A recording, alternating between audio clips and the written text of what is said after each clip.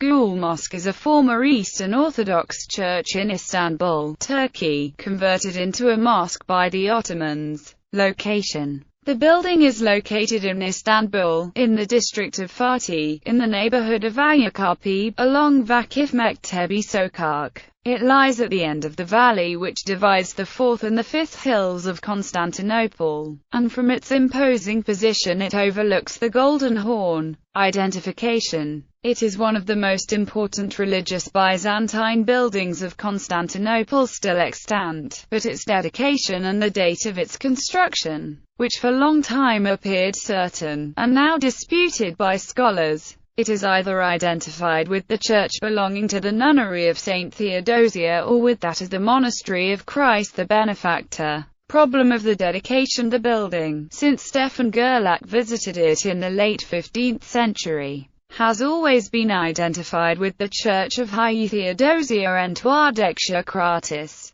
At the beginning of last century, Jules Parguara identified the building as the Church of Hagia Euphemia Enter Petrio, built during the reign of Basil I, and brilliantly explained the change in its dedication. The German archaeologist Hartmut Schaefer, after studies performed in the 1960s on the dating of the basement, estimated the date of construction of the edifice between the end of the 11th and the first half of 12th century, placing it in the Komnenian period, and identifying it hypothetically as the church of the monastery of Christos Euergetes. On the other hand, he does not exclude the possibility that the building could have been dedicated to Hagia Theodosia in a later period. History: Byzantine period. On January 19, 729, at the very beginning of the iconoclastic persecutions, Emperor Leo III the Isaurian ordered the removal of an image of Christ which stood over the chalk, the main gate of the Great Palace of Constantinople. While an officer was executing the order, a group of women gathered to prevent the operation, and one of them, a nun named Theodosia, let him fall from the ladder. The man died, and Theodosia was captured and executed. After the end of the iconoclasm, Theodosia was recognized as a martyr and saint, and her body was kept and worshipped in the church of Hagia Euphemia Enter Petrio, in the quarter named Dexia Kratiana, after the houses owned here by one Dexia Krates. The church and adjoining monastery were erected by Emperor Basil I at the end of the 9th century. The monastery hosted his 4 daughters, who were all buried in the church.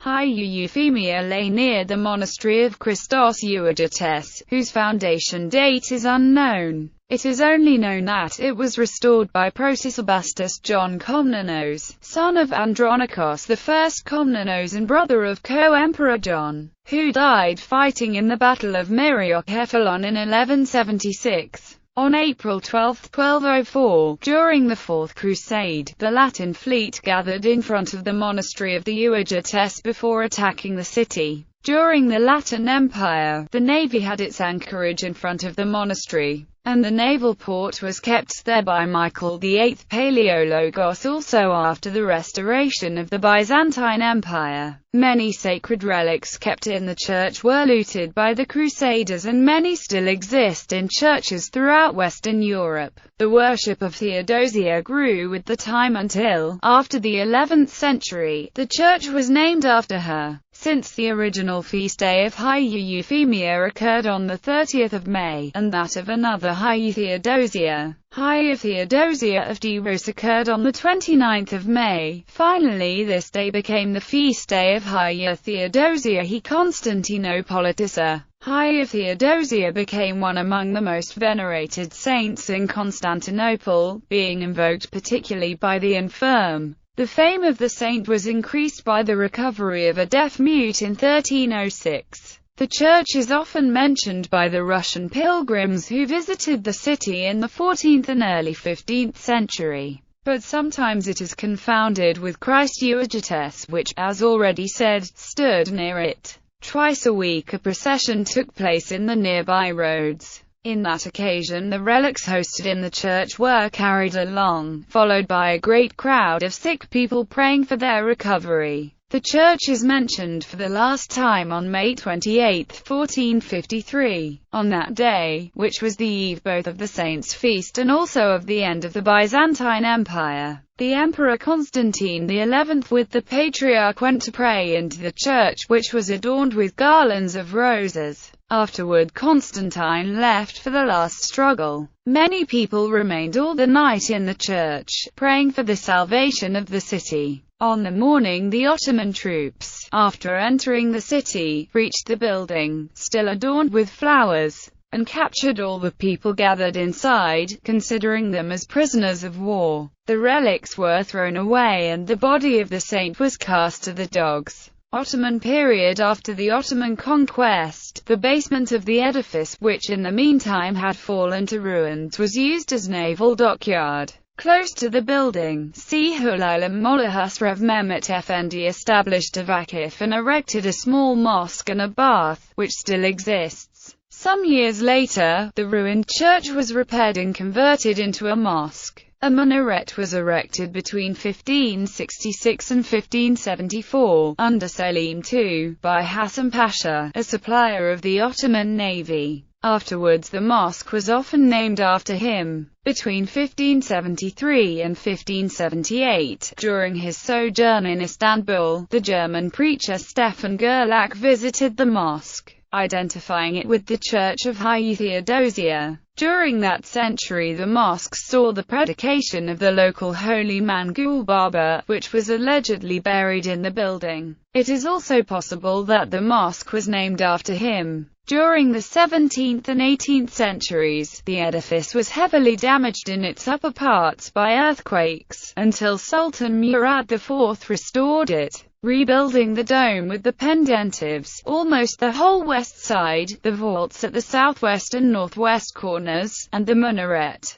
The building escaped the Great Fire which ravaged the quarter in 1782, and was restored again by Sultan Mahmud II, who added the wooden Sultan's Lodge. Architecture. Exterior. The building lies on a high vaulted basement, which was used also during the Byzantine period only for secular purposes. The masonry of the basement has been built adopting the technique of the recessed brick, typical of the Byzantine architecture of the Middle Period. In this technique, alternate courses of bricks are mounted behind the line of the wall, and are plunged in a mortar bed. Due to that, the thickness of the mortar layers is about 3 times greater than that of the brick layers. The building has a cross in square plan, which is oriented northwest, southeast. It is 26 meters long and 20 meters wide, and is surmounted by 5 domes, 1 above the central nave and 4 smaller placed on the 4 corners. The central dome, which has a low external drum and has no windows, is Ottoman, as are the broad pointed arches which carry it.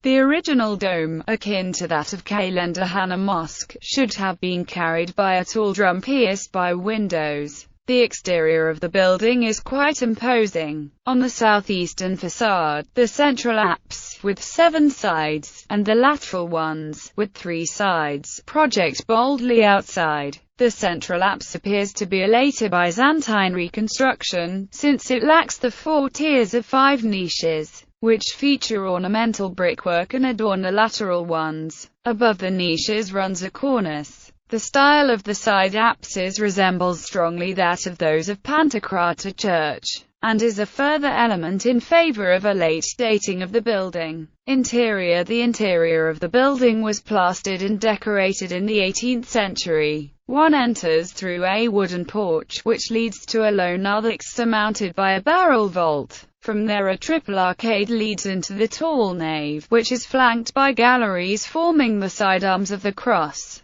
They rest on a triple arcade supported by square piers. The nave ends with the main apse, which is flanked by 2 smaller ones. The southeast orientation of the main apse allowed the erection of the mihrab inside it. Each gallery ends with a small chapel, which lies respectively above the prothesis and diaconicon. Both chapels are surmounted by hemispherical domes which are built directly above the pendentives. Light enters in the building through 5 orders of windows, 3 belonging to the galleries. Some of the windows are Ottoman. Carved inside each of the two eastern dome piers there is a small chamber. The southeast chamber contains the alleged tomb of the Ottoman Saint Gül Baba. Above the entrance there is the following inscription in Ottoman Turkish: Tomb of the Apostle, disciple of Jesus, peace with him, which bears witness to the religious syncretism in 16th century Istanbul. The chamber was originally possibly the tomb of Saint Theodosia. A tradition that one of the piers hides the burial place of the last Byzantine emperor was born in the 19th century, and is groundless. Together with Eski Imarat and Vefakali's mosques, it is one of the most important cross-in-square churches in Istanbul.